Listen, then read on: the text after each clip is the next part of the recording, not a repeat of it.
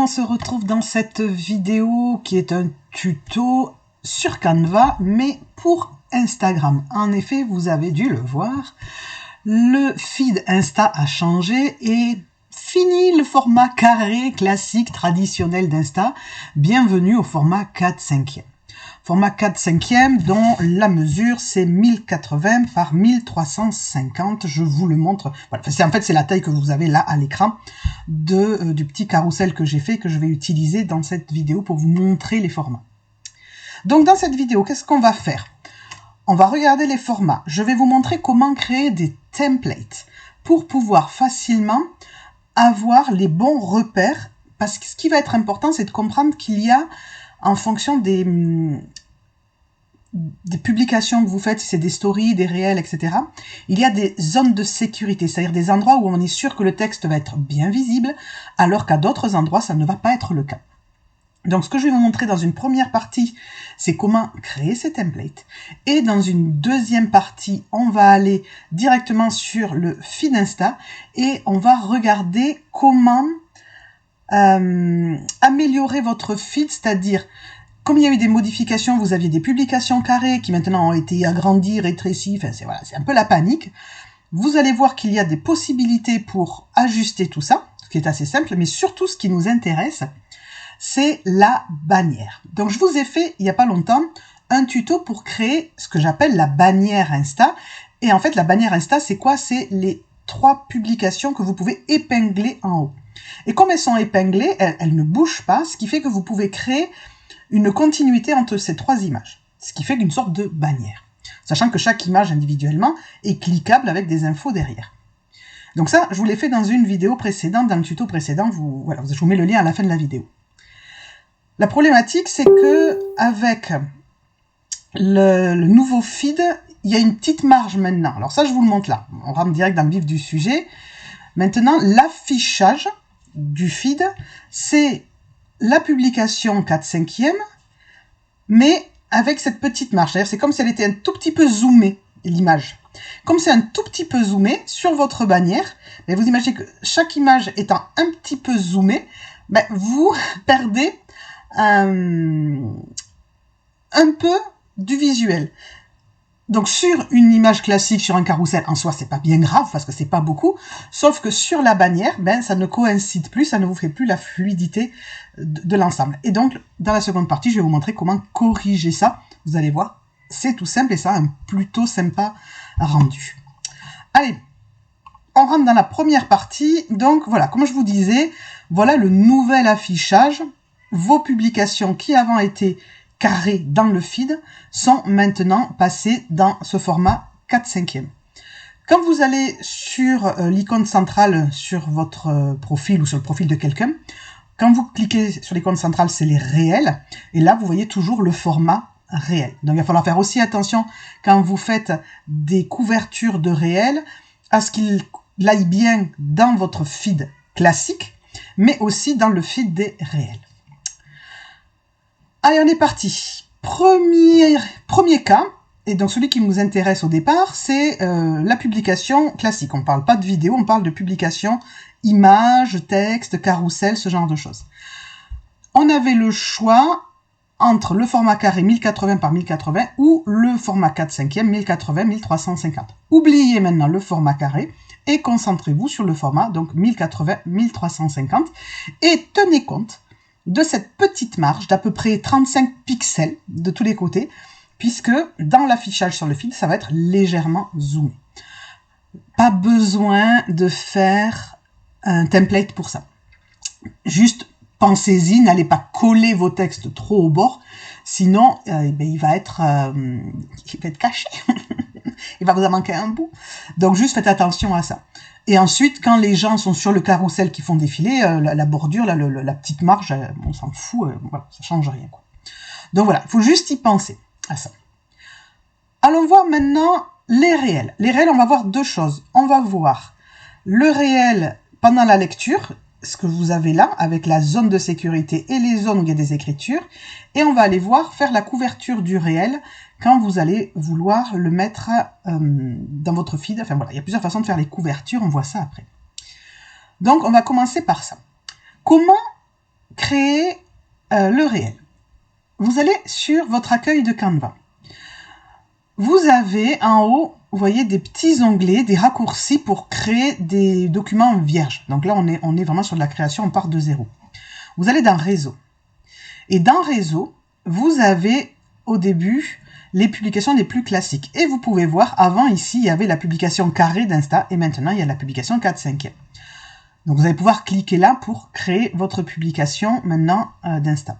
Nous, ce qu'on veut, c'est le réel. Vous voyez, il est là. Et la taille, on est à 1080 par 1920, qui est la taille des réels Insta.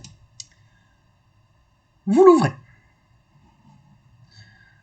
Vous voici maintenant avec un document vierge, un format vidéo qui est prêt à vous attendre. Ce que je veux vous montrer, c'est voilà, ces zones. Hop, voilà. J'agrandis un petit peu, que vous voyez bien. Ça, c'est une capture d'écran. Et vous voyez que on voit mon réel, qui est le réel à la bonne taille, mais en haut, il y a une petite zone avec un peu d'icônes. Et en bas, surtout, il y a une grande place qui est consacrée au nom du compte, la musique, le début du descriptif, d'autres infos. Et il peut aussi y avoir maintenant des boutons si c'est une publication qui est sponsorisée, mais aussi des pubs. J'ai vu des fois, il y a des petites pubs là, mais pour d'autres trucs que le réel que vous regardez. Donc cette partie basse, il va falloir faire très attention à pas venir écrire vraiment en bas parce que ce ne sera pas visible. Et idem sur le côté, puisque vous avez les petits boutons à cliquer. Là, on peut voir que mon titre, par exemple, dépasse un petit peu sur ces icônes. Alors, en soi, c'est pas bien gênant, ça empêche pas la lecture, mais ça serait du texte plus petit, ça pourrait être gênant si vraiment c'était couvert. Donc, je vais vous montrer, hop, on va le mettre, pour que vous vous rendiez compte, on va l'agrandir. Ça, vous allez avoir une bonne idée. Hop. Et oui, pourquoi je n'arrive pas à le décaler? Ah, ça y est. Ça y est, j'y arrive. Il semblerait. On va ajuster ça. On va mettre les fameux repères. Comment est-ce qu'on met des repères? Vous allez sur Fichier et vous allez sur Paramètres, Afficher les règles et les repères. Vous savez que c'est affiché quand, comme sur mon écran, on voit au-dessus de votre visuel une règle. Donc moi, c'est bon, c'est déjà affiché. Et ensuite, vous allez pouvoir mettre vos repères sur votre publication que vous êtes en train de créer. Pour ça, vous faites glisser votre souris sur la règle, vous cliquez et en descendant, sans lâcher le bouton de votre souris, vous amenez un trait avec vous. Et donc ce trait, vous allez pouvoir le positionner où vous voulez pour créer des repères. Donc le premier repère du haut, il va être à 150. Alors à peu près, je veux dire, là c'est 153, on n'est pas à 3 pixels près. Je vous remontre ici, vous voyez, on veut 150 en haut, et en bas, on veut un espace de 440 pixels, ce qui vous fait un repère à 1480. Donc le repère, on reclique en haut, je descends et je veux aller à 1480. Et sur le côté, on va mettre un repère de 130 pixels, donc à 950. Donc là, je clique sur le côté et je vais aller à 950. Hop, voilà. Et si j'enlève mon image de fond, vous avez votre template où vous voyez, grâce au repère, matérialiser la zone de sécurité dans laquelle il va falloir essayer de caser principalement vos textes. Et si vous mettez des sous-titres, par exemple, on ne les met pas tout en bas, on essaye de les caser ici ou dans un petit coin, etc. Une fois que vous avez fait ça, vous avez votre template de réel. Qu'est-ce que vous faites? Vous le nommez template réel. D'accord? Et voilà, c'est enregistré, c'est bon. Comment vous allez pouvoir le récupérer? Quand vous allez aller dorénavant à l'accueil de votre Canva, vous allez avoir template réel qui existe. Vous pouvez aussi le chercher en le tapant ici, s'il est plus bas dans toutes vos créations. Vous allez dessus, et plutôt que de l'ouvrir directement, vous faites dupliquer. Quand vous faites dupliquer, hop, copie de template, ouvrir. Et donc là, vous avez ouvert une copie du template. Donc vous allez pouvoir créer dessus, et dans votre accueil, vous aurez toujours le template vierge avec les bons repères. Ça vous évite de devoir à chaque fois effacer ce que vous faites. Ok? Voilà, ça c'est la petite astuce. Donc voilà pour créer votre template pour les réels classiques. Maintenant, les couvertures. Donc, pour la couverture des réels, vous avez plusieurs façons de faire. Une façon de faire va être de le faire directement sur votre téléphone. Donc, quand vous appuyez sur le plus pour avoir accès à votre galerie, vous allez choisir votre vidéo que vous voulez mettre comme réel. Et quand vous faites suivant, ensuite, Insta vous propose de modifier la couverture. Donc, modifier la couverture. Et là, vous allez pouvoir faire défiler dans, dans votre réel pour trouver l'endroit où vous arrêtez pour faire votre couverture. D'accord? Choisissez l'image que vous voulez, choisissez ce que vous voulez. Et ensuite, vous pouvez maintenant, vous avez le petit A, et là, vous allez pouvoir écrire. D'accord? Vous pouvez modifier les polices, vous pouvez modifier la façon dont c'est affiché. Voilà. Vous pouvez modifier les couleurs, etc. Vous pouvez agrandir le texte. Voilà, vous pouvez faire un petit peu ce que vous voulez. Et ça, là aussi, tenez compte de ce que, je vous dis depuis tout à l'heure, c'est que votre feed, l'affichage dans le feed, est maintenant en format 4/5. Donc on va voir après pour les couvertures qu'on va créer nous-mêmes. Mais là, la couverture que vous êtes en train de créer sur votre téléphone, ne mettez pas le titre tout en bas ou tout en haut, parce que dans le feed, ça ne sera pas visible. Sachant que,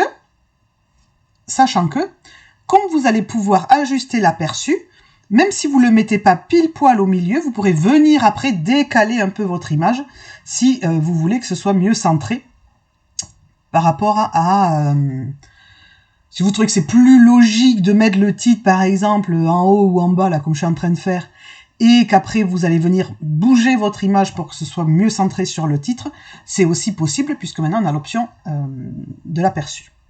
Voilà.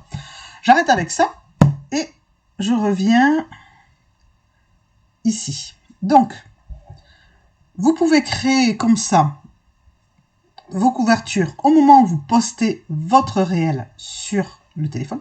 Sinon, vous créez vos couvertures sur Canva, puisqu'on est en train là de faire ce qu'on va faire ensemble. Et ces couvertures-là, vous les importez sur votre téléphone. Et quand vous postez votre réel, quand on vous demande de choisir votre couverture, vous faites importer du téléphone. Et là, vous prenez votre couverture à vous. Et là, on va faire un autre template pour avoir vraiment la bonne taille. Donc, je vais sur Canva, je vais sur Réseau. Et là, je ne prends pas Réel Insta parce que ça va me proposer un format vidéo. Je prends Story Insta. Vous voyez que c'est la même taille. L'avantage avec Story Insta, c'est que c'est directement en format PNG. Ce qui va m'éviter de me tromper en téléchargeant. Parce que quand je télécharge, je peux, vous le savez, ça va partager, télécharger. Ici, je peux choisir quel type de fichier. Mais ça vous évite de vous tromper, de rester à MP4 et donc d'avoir une couverture qui en fait est une vidéo. Nous, ce qu'on veut, c'est une couverture qui est une image. Donc là, c'est quoi nos repères à poser? Ben, en hauteur, on va être sur du 320. Voilà, 320. Et en bas, donc, on va être sur du 1600. Je suis à peu près. Donc, je vous le remonte. Vous voyez l'idée. On veut que la publication centrale fasse la même taille, voilà, que la zone qui va être visible si on postait un carrousel. La zone visible d'un carrousel, c'est 1010 par 1280 pour 1080 par 1350. Vous me suivez? Ça peut être un petit peu compliqué. Et donc là, on veut pareil, on veut du 1010 par 1280. Donc là, en mettant une marge de 320 en haut et en bas, on a le 1280. Et si vous voulez chipoter, vous pouvez vous mettre le petit repère à 35 et pareil de l'autre côté, hop, à 10,45. Voilà. Et là, vous avez exactement l'emplacement pour mettre vos titres. Je vous montre ce que ça peut donner. Donc là, pareil, on enregistre. Template, titre, réel. Voilà. Titre ou couverture, plutôt, on avait dit. Hop. Voilà, donc ça c'est enregistré. Je retourne à l'accueil. Et voyons par exemple ici.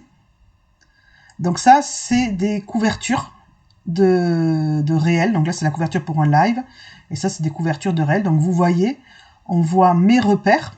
Et on voit bien que le texte, mon positionnement, est bien dans le bon espace. Ça aide aussi, vous voyez, si vous voulez comme moi mettre ce genre de photos pour créer une ambiance, ben, ça aide de savoir jusqu'où ça commence, où ça se termine. Même si on sait qu'après, on va pouvoir le bouger, l'aperçu. Voilà, ça évite de perdre du temps à bouger l'aperçu si dès le départ, votre couverture est bien faite. Donc voilà pour la couverture des réels. Dernier template que je vous propose, c'est les fameuses stories. Les stories, vous avez l'habitude, si vous en faites régulièrement. Je suis pas une adepte des stories, je me rends compte, mais c'est comme ça. En haut, vous avez le nom du compte, souvent la musique, etc. Et en bas, il y a tout un espace pour pouvoir commenter, réagir. Donc, on fait bien attention, nos stories, à avoir une zone de sécurité. Là, la largeur, on prend toute la largeur. Par contre, en hauteur, on met 2 espaces de sécurité de 250 pixels. Donc ici, je reviens à l'accueil. Et je retourne dans mes réseaux. Je refais Story Insta. Et donc là, on a dit en haut 250. Et en bas, 1670. Zoup. Voilà, à peu près ça.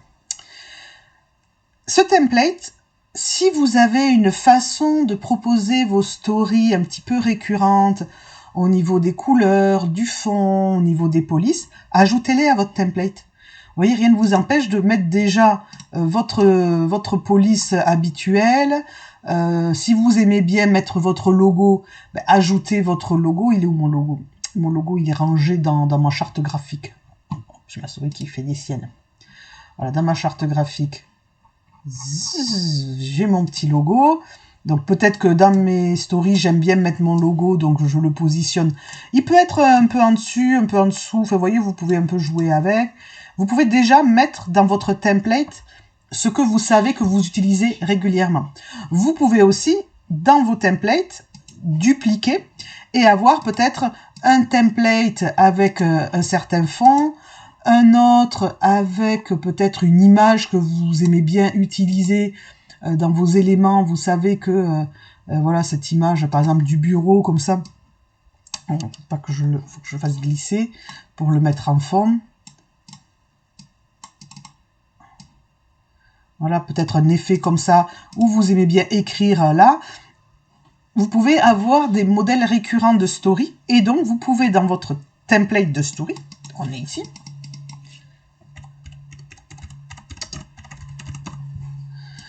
préparer plusieurs modèles, et ensuite, quand vous faites ce que je vous ai montré tout à l'heure, dupliquer, que vous ouvrez votre template, vous supprimez ce que vous ne voulez pas utiliser, et go sur celui que vous voulez utiliser, que vous voulez reproduire, etc.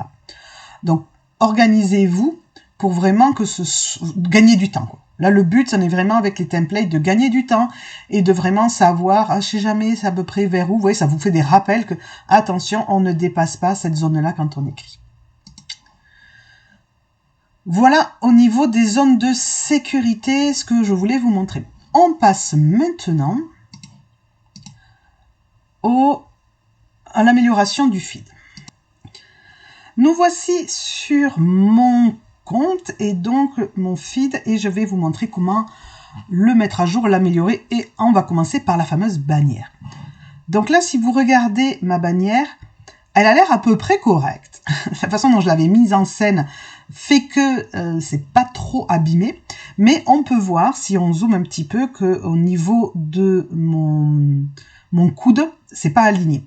Et tout ça, c'est ce que je vous expliquais, c'est l'espèce de petit zoom avec les petites marges qui posent problème. Donc comment faire ça sans tout refaire? Vous cliquez sur votre image, les 3 petits points en haut, et vous faites ajuster l'aperçu. Et vous choisissez adapter. Adapter, ça va vous dézoomer, mais de ce fait-là, il va y avoir une petite marge en haut et en bas. Et vous cliquez sur arrière-plan pour choisir est-ce que vous voulez une bande blanche ou une bande noire. Donc moi, j'aurai sur la bande noire. Et vous faites pareil pour vos 3 publications épinglées. Ajuster l'aperçu, adapter arrière-plan, valider. Et la dernière, ajuster l'aperçu, adapter arrière-plan, valider. Et donc là, je vous remets sur mon feed. Et donc, vous voyez que là, ben, mon coude va beaucoup mieux. Et en plus, je trouve ça un plutôt chouette rendu parce que vous voyez qu'il y a une petite bande noire en haut et en bas et ça sépare cette petite bannière du reste du feed. Donc, je trouve que le résultat est plutôt sympathique. Vous voyez, donc voilà, on peut jouer avec ça. On pourrait même l'accentuer encore plus en faisant des publications qui sont encore plus petites que le 4/5e. Vous voyez, presque même remettre du carré et jouer exprès sur ces hauteurs-là pour que ce soit encore plus visible. Ça pourrait se faire. Donc, du même principe, là, par exemple, on voit qu'une couverture de réel qui n'est pas centrée, vous cliquez dessus, les 3 petits points, ajuster l'aperçu, et vous allez pouvoir descendre et positionner comme vous voulez votre couverture. Valider. On revient en arrière. Et vous voyez que c'est quand même beaucoup mieux comme ça. Si on regarde les publications carrées, donc moi j'en avais quand je postais mes citations et quand j'ai fait mon calendrier de l'Avent. Donc vous voyez qu'il y a ces 3-là que j'ai déjà retouchés. On va retoucher celle-ci. Donc ajuster l'aperçu. Et là aussi je fais adapter et je mets l'arrière-plan en noir. Et voilà le résultat. On revoit la publication carrée en entier avec les petites bandes noires. On est d'accord que c'est pas extraordinaire comme rendu, mais ça permet de, entre guillemets, sauver les meubles et voir les publications dans leur ensemble et non pas tronquées, comme c'est actuellement le cas. Hop, et voilà, on peut faire comme ça. J'espère que ça vous aura aidé. Je vous laisse récupérer votre téléphone, votre Canva et préparer vos templates, remettre votre feed à jour. Peut-être c'est l'occasion de faire un peu de ménage et de réfléchir à peut-être votre charte graphique, vos couleurs, ce genre de choses. Vraiment retrouver peut-être une nouvelle petite étincelle pour remettre en valeur votre compte Insta si c'est nécessaire. C'est peut-être pas le cas. C'est à vous de voir. Allez, je m'arrête là. Merci de votre écoute et on se retrouve très bientôt pour de nouveaux tutos, de nouvelles vidéos. Bye!